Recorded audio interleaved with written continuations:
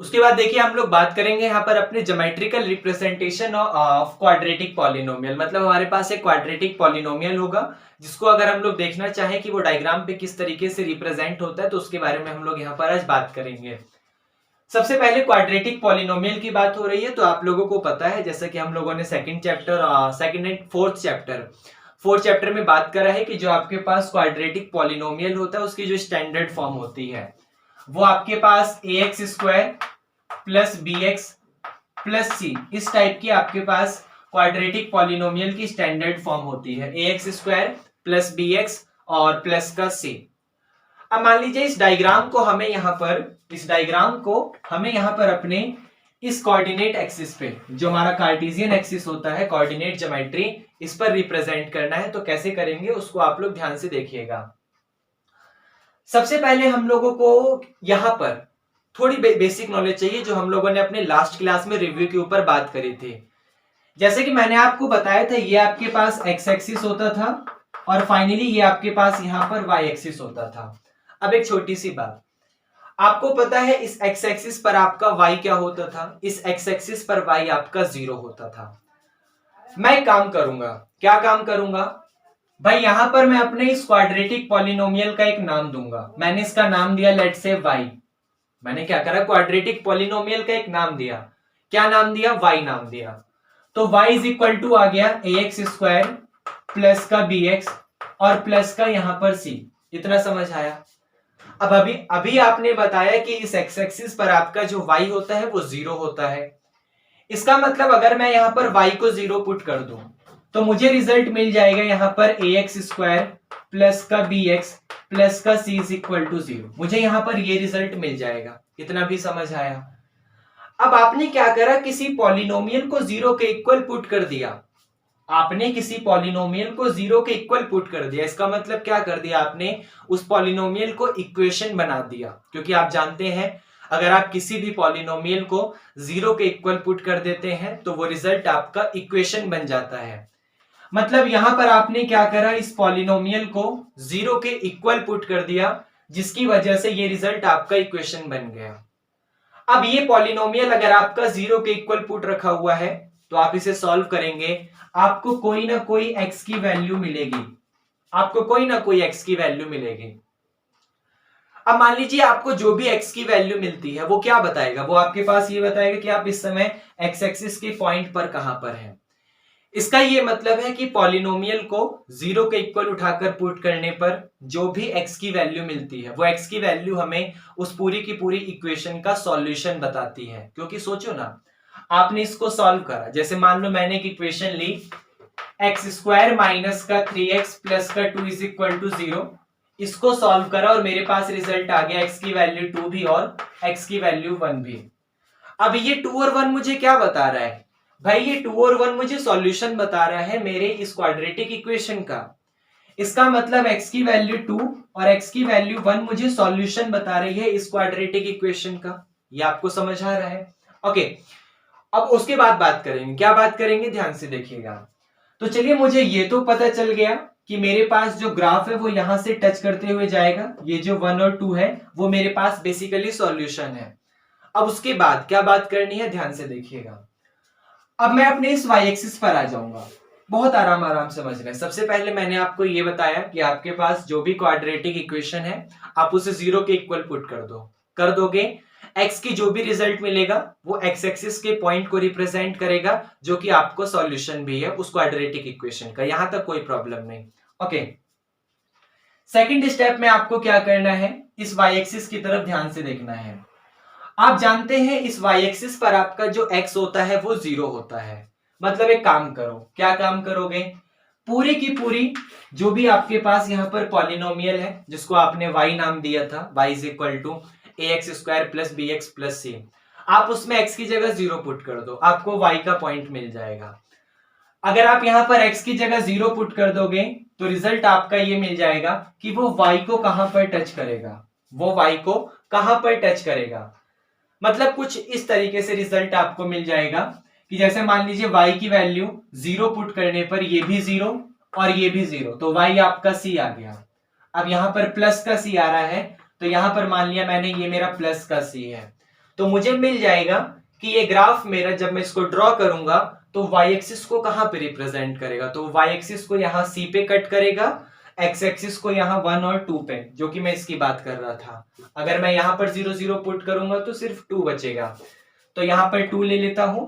मतलब ये graph y axis को यहां 2 पे कट करेगा और x एक्सिस को यहां 1 और 2 पे कट करेगा, और इसी से ड्रॉ होता हुआ, इन्हीं को टच करता हुआ मेरा डायग्राम आगे की तरफ मूव करेगा। अब यहां पर समझने वाली कुछ बेसिक सी बातें। सबसे पहले आप जानते हैं, मैं यहां पर कुछ 3 वर्ड्स के मतलब समझा रहा हूं, आप उसे ध्यान से समझिएगा। जैसे कि सबसे पहले बात करूंगा मैं यहां पर लीनियर की, जो आपके पास लीनियर मतलब जो कि 1 डिग्री का होता है। तो लीनियर का डायग्राम हमेशा एक स्ट्रेट लाइन बनती है, हमेशा एक स्ट्रेट लाइन बनती है। वो किसी भी डायरेक्शन में हो सकती है, वो कैसे भी हो सकती है, लेकिन होगी आपकी सिर्फ एक स्ट्रेट लाइन ही। जबकि मैं अगर यहां पर क्वाड्रेटिक की बात करूंगा, तो क्वाड्रेटिक का डायग्राम हमेशा यू शेप का बनता है। क्वाड्रेटिक इक्वेशन का डायग्राम हमेशा यू शेप का बनता है, क्योंकि जो क्वाड्रेटिक इक्वेशन होती है उसका डायग्राम यू शेप का बनता है, जिसको हम लोग यहाँ पर पैराबोला भी कहते हैं, जिसको हम लोग यहाँ पर, क्योंकि देखिए अगर आपके पास कोई भी जो शेप होती है वो यू टाइप की होती है। जैसे आपने फ्लाईओवर देखे होंगे, आप जानते हैं, जैसे मान लीजिए ये फ्लाईओवर है और फ्लाईओवर में यहाँ पर आपके पास एक वो है, मतलब मान लीजिए जिसको स्टैंड बोलते हैं, क्या बोलते हैं, स्टैंड बोलते हैं, नाम मुझे याद नहीं आ रहा। आपने देखा होगा कई फ्लाईओवर आपके पास इस तरीके के शेप के भी होते हैं, आपने देखा होगा। जैसे यहाँ पर आपके पास ये हो गया, यहाँ पर आपके पास ये हो गया, यहाँ पर आपके पास नदी बह रही है इस तरीके से, और यहाँ पर आपके पास ऐसे गाड़ियां चल रही हैं। आपने देखा होगा कई फ्लाईओवर इस शेप के भी होते हैं। तो ये जो आपके पास यू शेप का डायग्राम हो गया, मतलब जो ऐसा यू शेप का डायग्राम बनता है, इस यू शेप के डायग्राम को आप लोग इस वाली शेप को ही पैराबोला कहते हैं। क्या कहते हैं? पैराबोला। तो यू शेप के डायग्राम को हम लोग पैराबोला कहते हैं।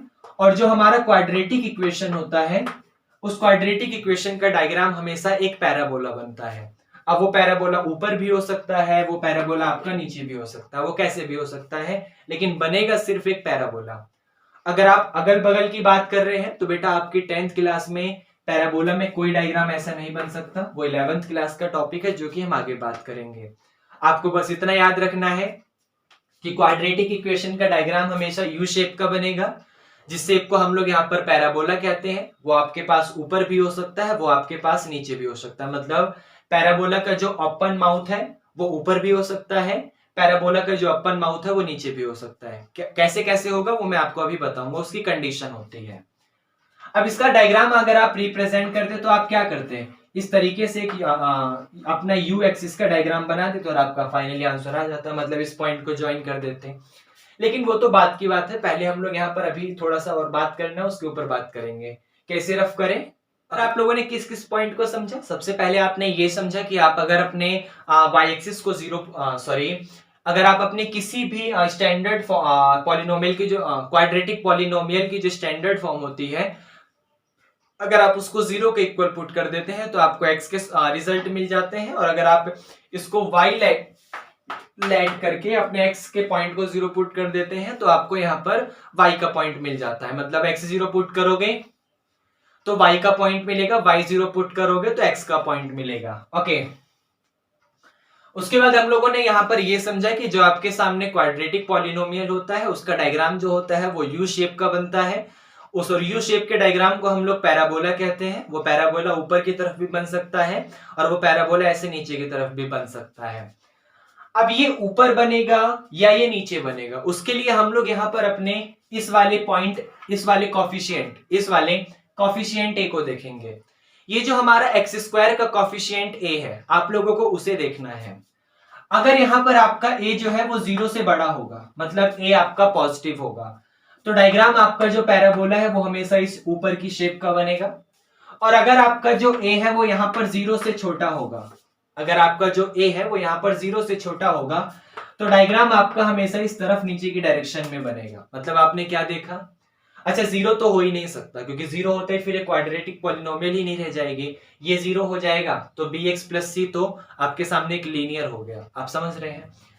तो आपने ये देखा कि एक्स स्क्वायर का कॉफिशिएंट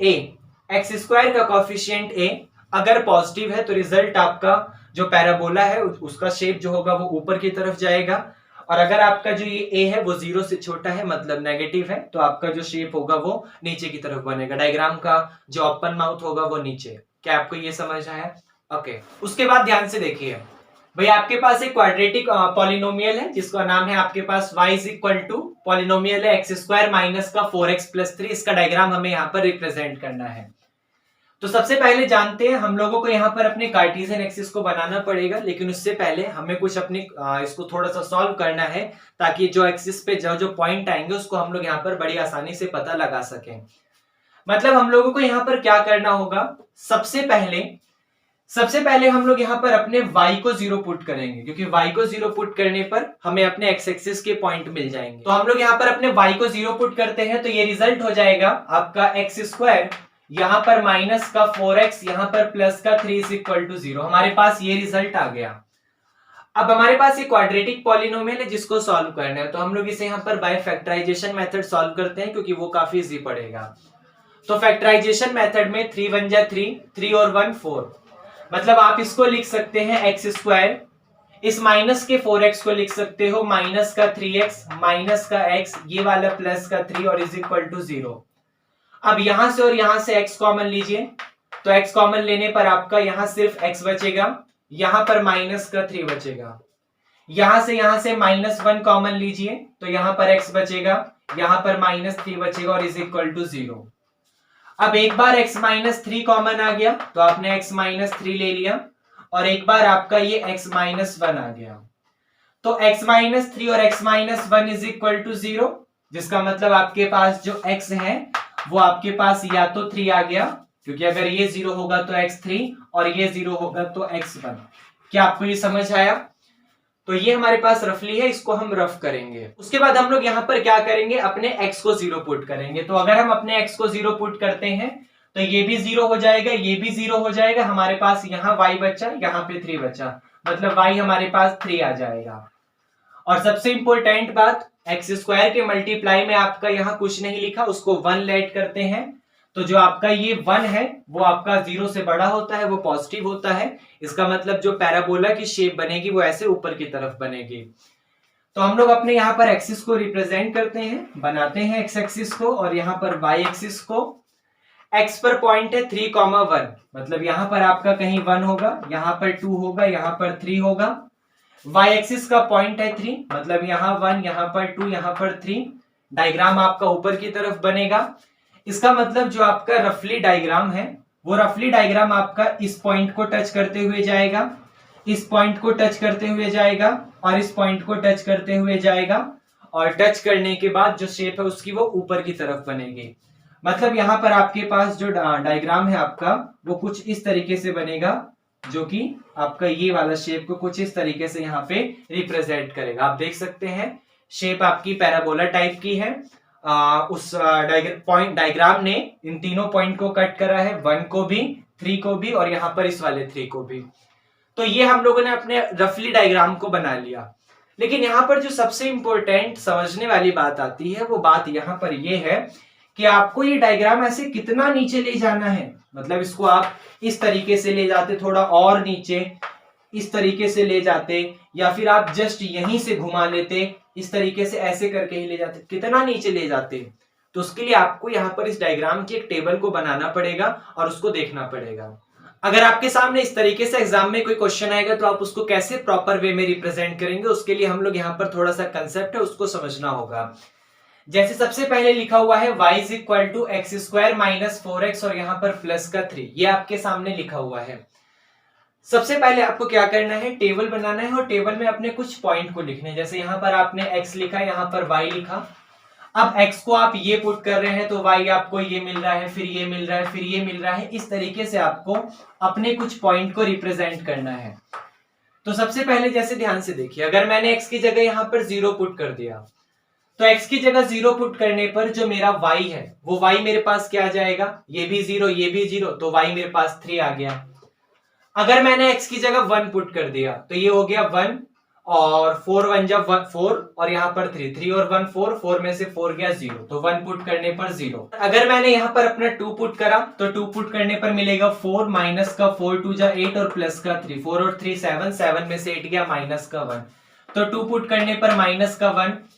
फिर अगर मैंने 3 पुट किया तो यहाँ पर आपके पास मिल जाएगा 3 का स्क्वायर 9, माइनस का यहाँ पर 4 3 जा 12 और फिर फाइनली आपका 3 का 3, तो 9 3 12 में से 12 गया 0।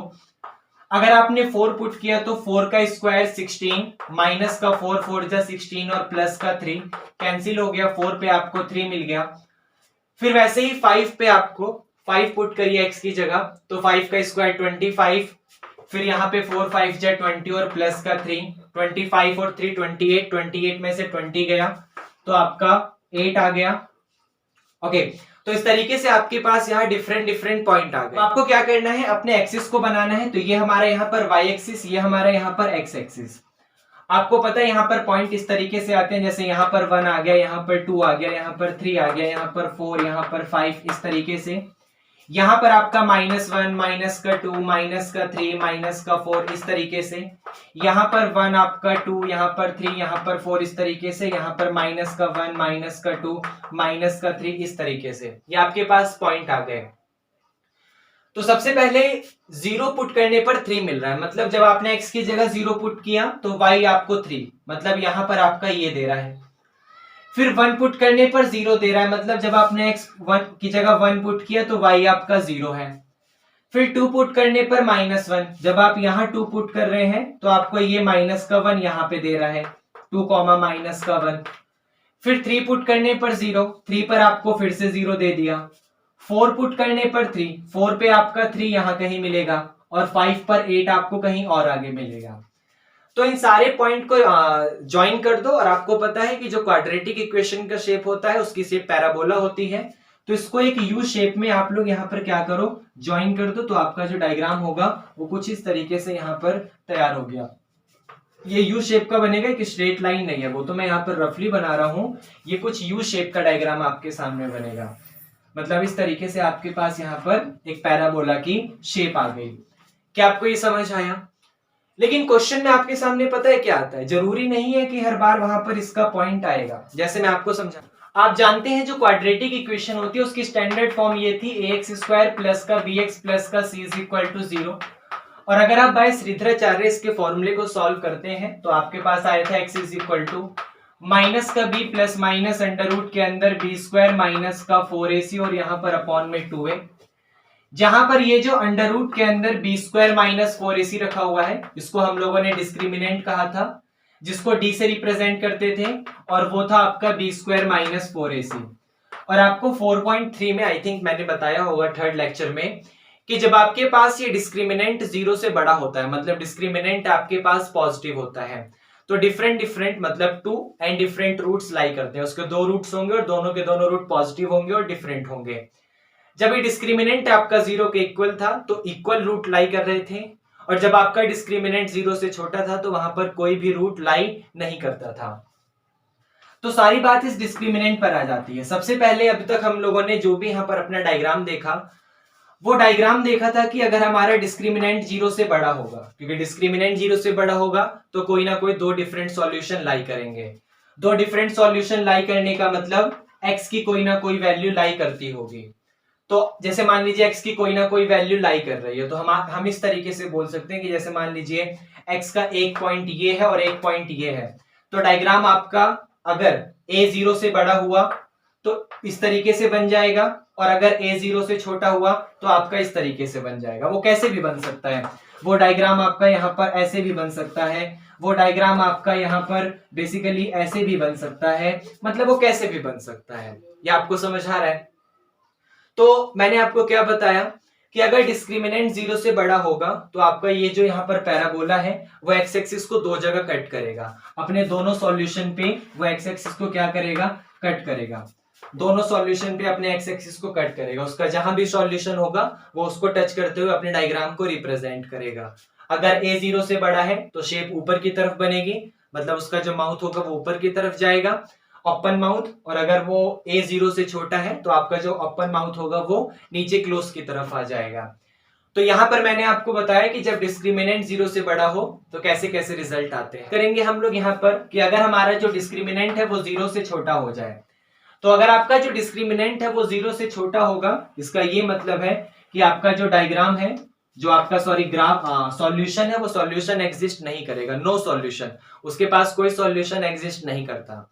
तो कोई भी सॉल्यूशन के एग्जिस्ट ना करने का ये मतलब है कि उसने एक्स एक्सिस को कहीं पर भी टच नहीं करा, वो एक्स एक्सिस को टच ही नहीं करता, क्योंकि अगर वो एक्स एक्सिस को कहीं भी टच कर देगा तो वही उसके पास सॉल्यूशन हो जाएगा, लेकिन वो एक्स एक्सिस को कहीं टच कर ही नहीं रहा है, इसका ये मतलब है कि उसके पास कोई भी सॉल्यूशन एग्जिस्ट नहीं करता। तो यहां पर अगर आपका डिस्क्रिमिनेंट जो डी है वो अगर 0 से छोटा हो गया तो आपका डायग्राम या तो इस तरीके से बन जाएगा, या इधर बन जाएगा, या इधर बन जाएगा, या इधर बन जाएगा, या फिर आपका इधर बन जाएगा, या इधर बन जाएगा, या नीचे की तरफ बन जाएगा, लेकिन वो कभी भी नीचे की तरफ इधर आ जाएगा, लेकिन वो कभी भी अपने एक्स एक्सिस को टच नहीं करेगा, वो कभी भी एक्स एक्सिस को टच नहीं करेगा। वो डायग्राम आपका कैसे भी ऊपर की तरफ बन जाएगा, या तो इस एक्स एक्सिस से ऊपर ही बनेगा, या तो इस एक्स एक्सिस से नीचे ही बनेगा। ऊपर बनेगा जब आपका a0 से बड़ा होगा, नीचे बनेगा जब आपका a0 से छोटा होगा, ये तो हम लोग जानते हैं। तो बस आप ये समझिएगा कि अगर डिस्क्रिमिनेंट 0 से छोटा है मतलब डिस्क्रिमिनेंट आपका नेगेटिव है, तो सॉल्यूशन एग्जिस्ट नहीं करता, और सॉल्यूशन के एग्जिस्ट ना करने का ये मतलब है कि उसके पास जो डायग्राम है वो एक्स एक्सिस को कहीं पर भी टच नहीं कर रहा। ये आपको समझ आया। सबसे फाइनल लास्ट में, अगर आपका डिस्क्रिमिनेंट 0 के इक्वल हो गया, तो डिस्क्रिमिनेंट 0 के इक्वल होने का मतलब उसके पास जो दो सॉल्यूशन है वो दोनों के दोनों सॉल्यूशन आपस में इक्वल होंगे। इसका मतलब सॉल्यूशन एग्जिस्ट कर रहा है और वो सॉल्यूशन आपस में इक्वल है। जैसे मान लीजिए अगर पहला आंसर 3 होगा तो दूसरा आंसर भी आपके सामने 3 ही होगा। तो वहां पर क्या होता है कि डायग्राम आपके पास उस एक्स एक्सिस को टच करता हुआ ऊपर की तरफ चला जाता है। मतलब जो आपके पास सॉल्यूशन आए, जैसे मान लीजिए 3 आपके पास सॉल्यूशन है, तो वहां पर बस इतना सा चेंज होगा कि जो आपका डायग्राम है वो इस 3 को टच करते हुए ऊपर की तरफ चला जाएगा अगर आपका a0 से बड़ा हुआ, और वो 3 को टच करते हुए नीचे की तरफ चला जाएगा अगर आपका a0 से छोटा हुआ। मान लीजिए आपके पास कोई अनदर पॉइंट है, जैसे मान लीजिए वो यहाँ 0 पे टच कर रहा है, मतलब उसका 0 एक सॉल्यूशन है और इक्वल रूट है, डिस्क्रिमिनेंट 0 है, तो दोनों सॉल्यूशन 0 ही होंगे। तो आपका डायग्राम टच करते हुए या तो ऊपर की तरफ चला जाएगा और टच करते हुए या तो नीचे की तरफ आ जाएगा। ऊपर जाएगा जब a0 से बड़ा होगा, नीचे जाएगा जब a0 से छोटा होगा। तो आप लोग इसको याद रखिएगा, मैंने जो जो कंसेप्ट आपको बताया। सबसे पहले तो डायग्राम को कैसे रिप्रेजेंट करना होता है वो हम लोग ऑलरेडी सीख चुके हैं कि आप अपने x को पुट कर दो, पता चल जाएगा वो y को कहां टच कर रहा है, और y को पुट कर दो, पता चल जाएगा वो x को कहां टच कर रहा है। जो भी आपका पॉइंट आता है उसको रिप्रेजेंट कर दो इस तरीके से, आपका डायग्राम तैयार है। उसके बाद बात करिए हम लोगों ने यहाँ पर डिस्क्रिमिनेंट की। डिस्क्रिमिनेंट में हमें ये बताता है कि जो हमारा डायग्राम है वो डायग्राम एक्स एक्सिस को दो जगह टच कर रहा है, एक जगह टच कर रहा है या कहीं पर भी नहीं कर रहा। दो जगह करेगा जब डिस्क्रिमिनेंट 0 से बड़ा होगा, क्योंकि वहां पर जो हमारा रूट है वो different and two roots, other roots lie करते हैं, real and two different roots. अगर 0 के इक्वल होगा तो रियल एंड इक्वल रूट, अगर 0 से छोटा होगा तो no root, no root in real number. उसके बाद a0 से बड़ा है या a0 से छोटा है, मतलब एक्स स्क्वायर का कोफिशिएंट अगर 0 से बड़ा है तो डायग्राम आपका ऊपर की तरफ लाई करेगा, उसका जो ओपन माउथ होगा वो ऊपर होगा। और डायग्राम अगर आपका 0 से छोटा है तो उसका जो ओपन माउथ अगर a आपका 0 से छोटा है तो जो उसका ओपन माउथ होगा वो नीचे की तरफ होगा। और यही हमारे पास क्वाड्रेटिक इक्वेशन को बेसिकली ग्राफ पे किस तरीके से रिप्रेजेंट करते हैं उसका ये मेथड है। आप मैक्सिमम से मैक्सिमम क्वेश्चन को ट्राई करिए और अपनी प्रॉब्लम को सॉल्व करिए। मिलते हैं आपसे नेक्स्ट क्लास में। ओके।